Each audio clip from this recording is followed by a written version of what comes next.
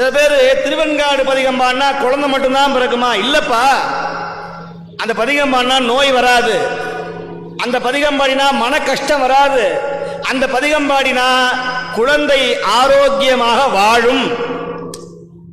கண் காட்டு நுதலானும் கண்ணல் காட்டும் கையானும் பெண் காட்டும் முருகானும் பிறை காட்டும் சடையானும் பண் காட்டும் இசையானும் பயிர் காட்டும் புயலானும் பெண் காட்டில் உறைவானும் விடை காட்டும் கொடியானே பேயடையா பிரிவெய்தும் பிள்ளையினோடுள்ள நினைவு ஆயினவே வரம் பெறுவர் ஐயுற வேண்டா ஒன்றும் பேயனதோல் உமை பங்கன் வெங்காட்டு முக்குளனி தோய்வினையார் அவர் தம்மை தோயாவாம் தீவினையே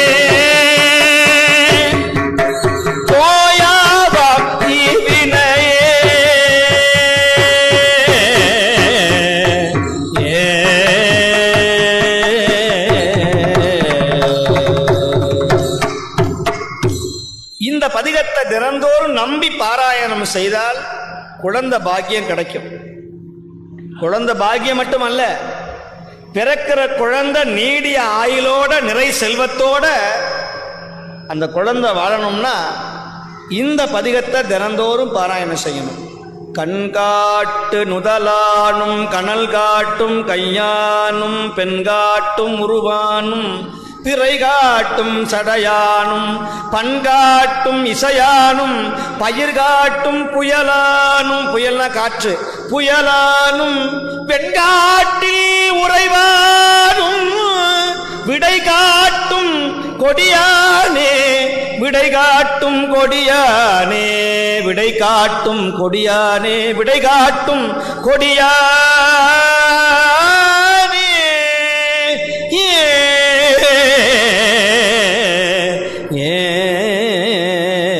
பேயடையா பிரிவு எய்தும் பிள்ளையினோடு உள்ள நினைவு ஆயினவே வரம் பெறுவர் ஆயினவே வரம் பெறுவர் ஐயுற வேண்டா ஒன்றும் ஐயுற வேண்டா ஒன்றும் ஐயுற வேண்டா ஒன்றும் வேயன தோல் உமை பங்கன் வெண்காட்டு முக்குல நீர் தோய்வினையார் அவர் தம்மை தோயாவாம் தீவினையே தீவினையே தோயாவாம் தீவினையே தோயாவாம்.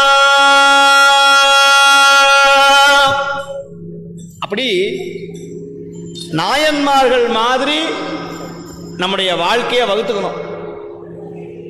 இங்க நிக்கிறவங்கலாம் ஏதோ சாதாரண சிலை கிடையாது, சாதாரண சிலை கிடையாது, தத்தம் பெருமைக்கு அளவாகிய நாயன்மார்.